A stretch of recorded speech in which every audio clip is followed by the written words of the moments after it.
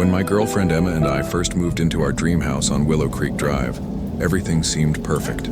The cozy two-story home had a beautiful backyard where our rescue cat, Luna, could finally roam freely.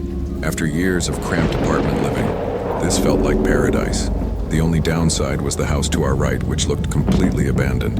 The previous owner had started renovating it but never finished, leaving exposed beams and scattered construction materials. What made it worse was that there was no fence separating our backyards. The owner had removed the old one to install a new fence but never completed the job, leaving both properties completely open to each other. Behind the abandoned house was another property where several young men lived. We'd occasionally see them cutting through the neighbor's backyard to reach the front street. At first, we didn't think much of it. Maybe they knew the owner and had permission. Our first night in the new house, we were sitting in the backyard enjoying the sunset when we looked up at the houses behind us. That's when we saw him, a man standing at a window, staring directly at us with a completely blank expression. He wasn't trying to hide it at all. The room was dark, which made the whole thing even more unsettling. We figured he was just curious about his new neighbors, but after 30 minutes of that emotionless stare, we decided to go inside. Something about it felt deeply wrong. The next few days were normal. I went to work at the marketing firm downtown while Emma continued unpacking. But one evening, we decided to sit in the garden again. We were enjoying the peaceful atmosphere when we heard the sound of wood scraping against wood. 3 men appeared from behind the makeshift fence, walking directly into our yard like they owned the place. They just stood there staring at us without saying a word. "Are you guys okay?" I finally asked, knowing they wouldn't leave unless I said something. The youngest one, who looked about 29, was holding a large bag. He offered us some stolen washing tablets, which we politely declined. I tried to make a joke to ease the awkwardness, and he smiled coldly before saying, "Okay," and walking away with the others. What struck me most was how they entered our garden without asking permission, as if they had every right to be there. We went back inside thinking it was a one-time thing, but it got much worse from there.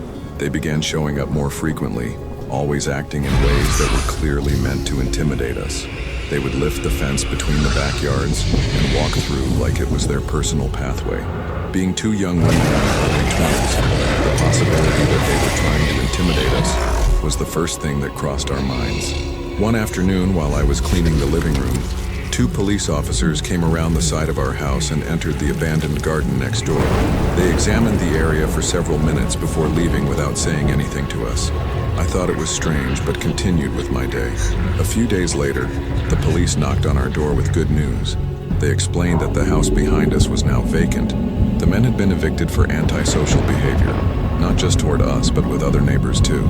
Honestly, we were relieved. Even though they hadn't physically hurt us, we knew they were building up to something worse. We thought our problems were over, but we were wrong. One day, while Emma was taking a bath, we heard a loud crash outside. I quickly got dressed and found her recording something from our spare bedroom window, which faces the abandoned house. A man we'd never seen before was pointing up at our window, and when Emma appeared, he sprinted at full speed toward our house. The terror was indescribable.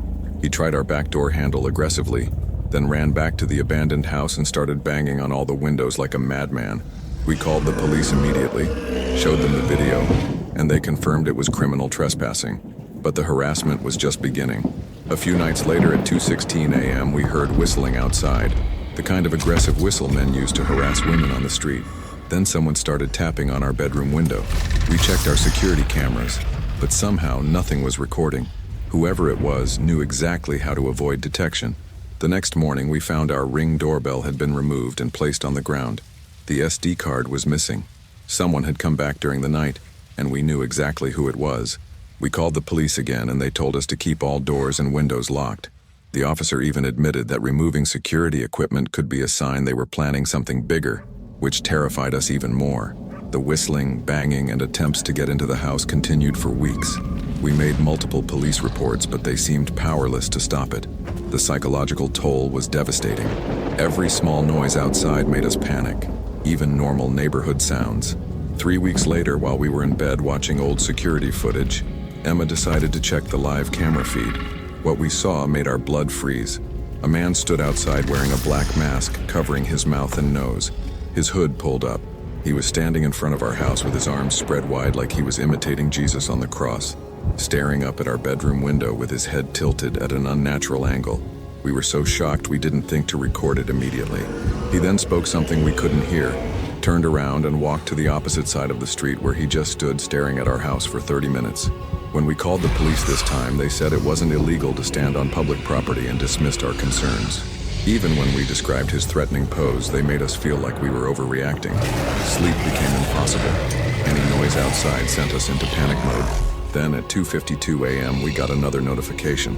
2 masked men were coming from the side of our house, shining flashlights into our windows. One of them, the same man who had been harassing us, was holding what looked like a crowbar. This wasn't random harassment anymore. This was preparation for a break-in.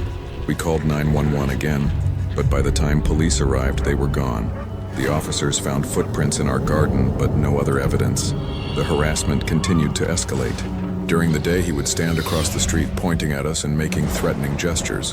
When we looked out, he would wave mockingly or shout things we couldn't understand. The psychological warfare was relentless. We installed more cameras and reinforced our locks, but nothing deterred him. If anything, our defensive measures seemed to amuse him. The man who had turned our dream home into a nightmare continued his campaign of terror with no end in sight. Finally, we made the heartbreaking decision to move out temporarily. We packed what we could and went to stay with family in another town. Even from there, we continued to monitor our cameras remotely, watching helplessly as he continued to appear at our empty house, sometimes standing there for hours. The house that was supposed to be our sanctuary had become a prison of fear. We realized that some people enjoy the power that comes from terrorizing others, and unfortunately, we had become their targets. The harassment continued even after we left, proving that this was never about the property. It was about control, intimidation, and the sick pleasure they derived from our fear. We eventually sold the house at a loss and moved to a different state entirely. Sometimes I wonder if they're still out there, looking for their next victims. The experience taught us that safety is never guaranteed, and that some threats come not from strangers in dark alleys, but from the people living right next door. Let me start by saying I'm not crazy. I know how this is going to sound: paranoid, unhinged, delusional, but I swear everything I'm about to tell you actually happened.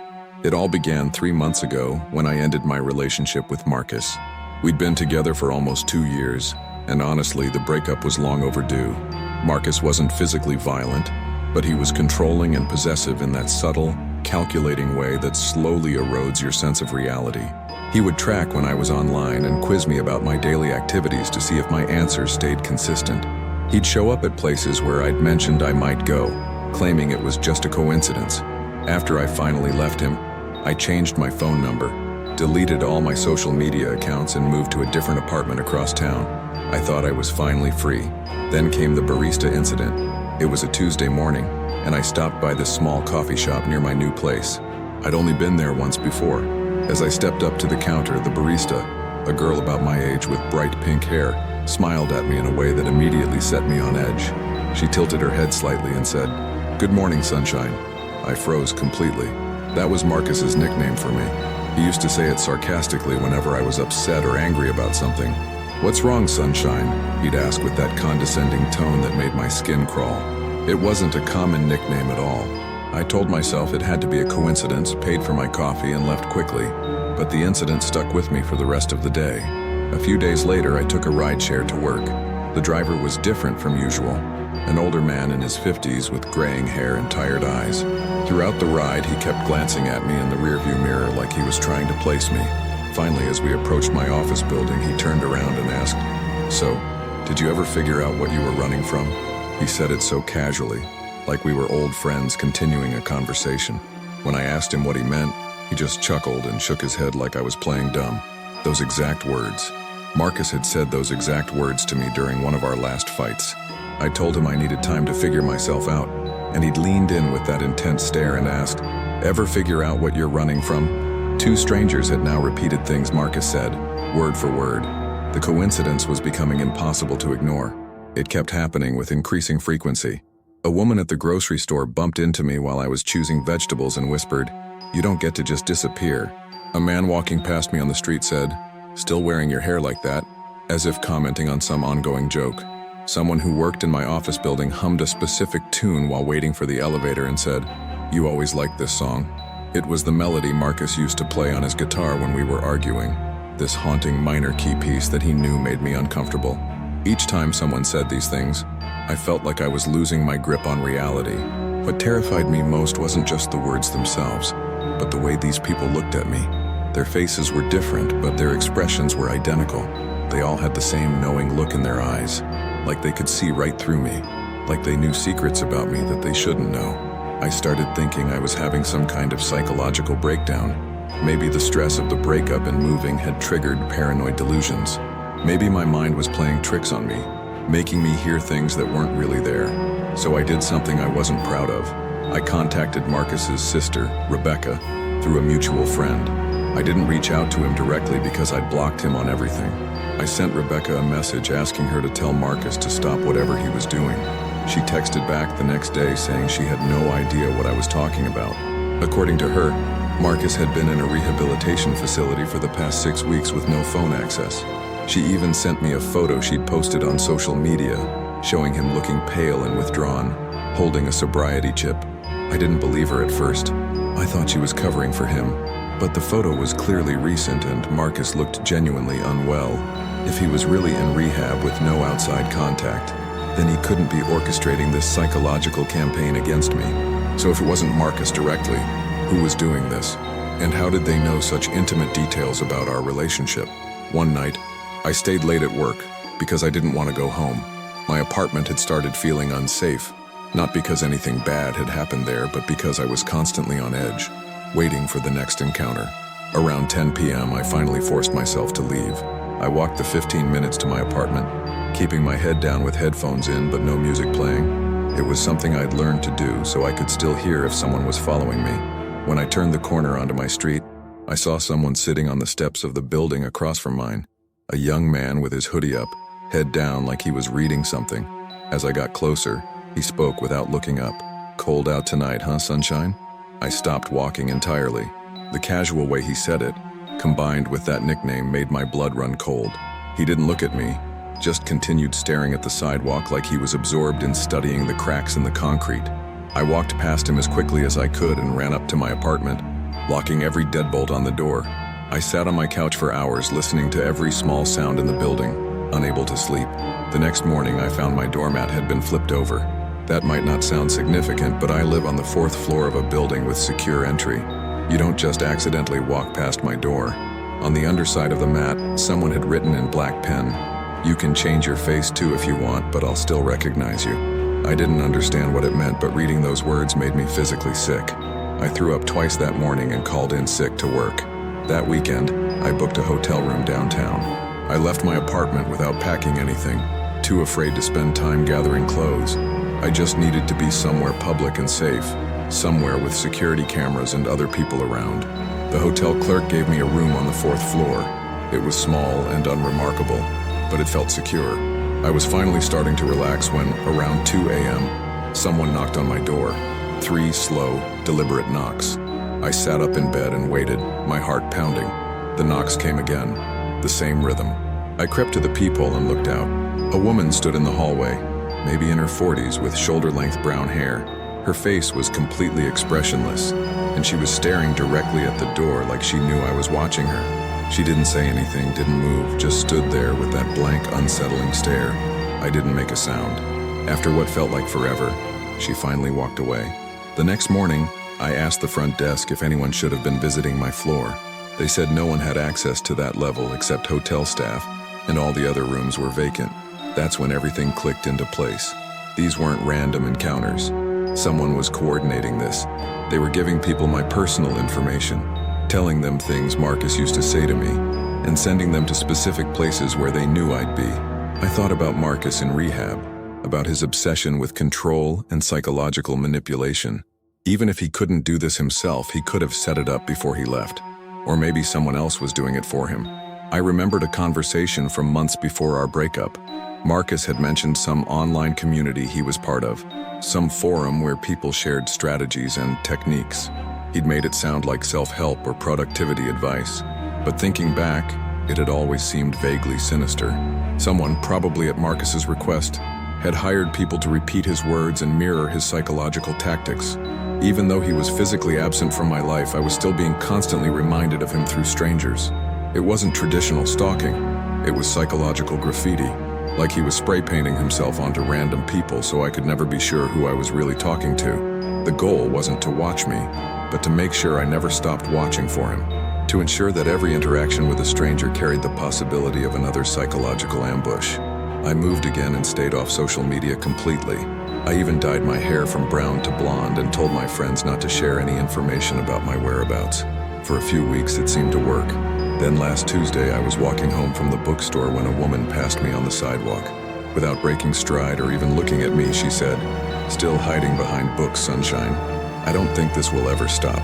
Maybe Marcus paid some underground service to torment me for months or even years. Maybe he made it into some kind of sick game that people can participate in for money. Maybe he posted my information online and turned my harassment into crowdsourced entertainment. I can't trust anyone's face anymore. Every interaction with a stranger carries the possibility that they're working for him, that they know things about me they shouldn't know, that they're going to say something designed to make me feel like I'm losing my mind.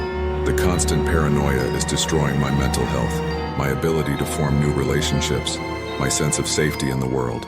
Marcus may be in rehab, but his psychological warfare continues without him, and I'm starting to think that was always the plan. My family has always been a group of homebodies who rarely travel, so everyone was shocked when my aunt proposed a vacation to one of Michigan's Great Lakes. After months of planning, we all agreed it would be nice to create new memories together away from our usual routines. My cousin managed to book a spacious rental house that could somehow accommodate all 18 of us, which felt like a miracle considering our budget. The property sat right on the beach with gorgeous lake views stretching for miles, almost like looking out at an ocean. The main house was beautiful and well maintained, but because of our large group, some of us had to stay in a secondary building. Behind the main house stood a 2-story garage that had been converted into additional sleeping quarters. My 3 cousins and I were assigned to stay there. At first, we didn't mind. We figured we'd spend most of our time in the main house anyway, enjoying the hot tub and relaxing on the private beach. It wasn't until nighttime that we really examined our temporary home. The garage was clearly an afterthought for the rental company. While the main house was pristine, this building was outdated and neglected. The carpeted bathroom smelled like mold. The bed linens were stained and questionable, and the door had a flimsy latch that didn't seem secure at all. My cousins were disgusted and refused to sleep on the beds without washing everything first. Since I was the only one who knew how to operate the old washer and dryer in the building, I volunteered to clean all our bedding. My family has always been cautious about cleanliness, especially since we'd experienced a break-in at our house in Detroit years ago. We'd learned to be alert to our surroundings and trust our instincts about safety. I spent the evening going up and down the stairs, washing load after load of sheets and pillowcases. The washer was ancient and loud, and the cycles seemed to take forever. Around midnight, the bell finally rang, signaling the first load was finished. I went downstairs alone, transferred everything to the dryer, and brought up the fresh-smelling sheets. When my cousins saw how clean they were, they wanted their bedding washed too. So I continued the cycle, making trip after trip between the first and second floors. By 2:37 a.m., we were finally done with the last load. We made up the beds with the clean linens and settled in for the night. I was just drifting off to sleep when I heard it. A deafening crash, like something massive had slammed into the garage door below us. The sound was so violent that it shook the entire building and rattled the windows. I sat up immediately, my heart pounding. At first I tried to convince myself it was just the wind, even though the night was calm and the noise was far too heavy and deliberate for any natural cause. I stayed quiet, hoping it was a one-time occurrence. 20 minutes later, it happened again. The same bone-rattling crash, this time even more violent than before. The building actually trembled from the impact, and the lamp on the nightstand shook visibly. Now I was fully awake, staring at the dimly lit room while my cousin somehow continued sleeping. No animal or weather phenomenon could cause that kind of impact. Something or someone was deliberately hitting our building. Another 20 minutes passed, and then came the third crash. This one was so powerful that it finally woke 2 of my cousins, who bolted upright in their beds looking terrified and confused. "What the hell was that?" my cousin Sarah whispered. Before I could answer, we heard heavy footsteps on the stairs leading up to our door. Someone was climbing toward our room, and the footsteps were deliberate and purposeful. Then came the knocking. Not the kind of polite knocking you'd expect from a family member or property owner, but aggressive pounding that made the flimsy door shake in its frame. We all froze, too terrified to make a sound. The pounding continued for what felt like minutes, and then we heard a man's voice calling out, though we couldn't make out the words through the door. My cousin Mike, who was the oldest among us, finally crept toward the window to see if he could spot anyone outside. What he saw made him motion urgently for us to stay quiet and move away from the door. The pounding stopped abruptly, and we heard the footsteps retreating down the stairs. We waited in terrified silence for several more minutes before Mike whispered that he was going to get the adults from the main house. He carefully opened the door and crept down the stairs. A few minutes later, he returned with my uncle, my dad, and several of our older male cousins. Their serious expressions told us immediately that this wasn't some prank or misunderstanding. My uncle quietly explained that there was someone on the property who didn't belong there. He told us to quickly pack our things because we were moving to the main house immediately. We threw everything into our suitcases as fast as we could, our hands shaking with adrenaline. As we hurried across the yard to the main house, my uncle kept looking over his shoulder and urging us to move faster. Once we were safely inside, most of the family woke up from the commotion. My uncle gathered everyone in the living room and explained what he had witnessed outside. There was a man standing behind the garage, he said, his voice steady but serious. He wasn't hiding or trying to avoid being seen. He was just standing there in the open, staring at the building like he wanted us to know he was there. My uncle described how when he called out to identify himself, the man didn't respond like a normal person would. He didn't explain what he was doing there or apologize for being on private property. Instead, he simply turned and walked away, disappearing into the darkness in a way that seemed almost impossible. The strangest part, my uncle continued, was that I couldn't hear his footsteps as he left. The leaves on the ground should have crunched, but there was no sound at all. And when I checked the area with my flashlight, there were no footprints where he'd been standing. My uncle isn't someone who makes up stories or exaggerates. He's a practical, logical man who works in engineering and doesn't believe in supernatural nonsense. The fact that he was visibly shaken by what he'd seen made the whole situation even more frightening. We spent the rest of the night in the main house, cramming onto couches and floors wherever we could find space. No one returned to the garage building. My mom gave up her bed so we could sleep more comfortably, and she took the couch near the large windows facing the lake. Around 4 in the morning, my mom was awakened by the sound of footsteps on the wooden porch that wrapped around the main house. She didn't dare open her eyes at first, afraid of what she might see through the windows. The footsteps were slow and deliberate, circling the house like someone was looking for a way in. Then she heard someone testing the basement door, which had a weak lock and was where my brothers and male cousins were sleeping. The handle rattled softly as someone tried to turn it, and my mom could hear the door being pushed against gently but persistently. She lay perfectly still until the sound stopped, too terrified to move or call out for help. In the morning, she told us what had happened, and we found scuff marks around the basement door where someone had definitely tried to force their way inside. The timing was too coincidental to ignore. During our first night, I had been making multiple trips up and down the stairs in the garage, turning lights on and off as I moved the laundry around. From outside, it would have been obvious that someone was awake and moving around the building. We started forming theories about what had happened. Some family members thought it was a local trying to scare tourists away from the property. Others believed there was something genuinely paranormal about the location, especially given how the man had seemed to vanish without leaving any physical evidence. My aunt pointed out that a normal person would have run when confronted by my uncle. They would have explained what they were doing or apologized for trespassing. But this person had simply watched and then disappeared in a way that defied logical explanation. We contacted the rental property owner, who seemed genuinely surprised by our story. She claimed that nothing like this had ever happened before and offered to refund part of our stay, but she couldn't provide any explanation for the incidents. The rest of our vacation was tense and uncomfortable. We installed additional locks on all the doors and took turns keeping watch throughout the night. No one went outside alone after dark, and we constantly checked the windows for any signs of the mysterious figure returning. On our last morning, as we were packing to leave, my youngest cousin found something that made our blood run cold. Hidden under a loose board on the porch were 3 playing cards, all jokers arranged in a deliberate pattern. The cards were old and weathered like they'd been there for years, but they were positioned in a way that suggested they'd been left as some kind of message or warning. The discovery added a final layer of unease to an already disturbing experience. We left the lake house that morning with more questions than answers. Had we encountered something supernatural? Or was it an elaborate psychological game played by someone familiar with the property? Was the figure human? Or something else entirely? Despite everything that happened, it was still our first family vacation together, and in some strange way, the shared experience of fear and mystery brought us closer together.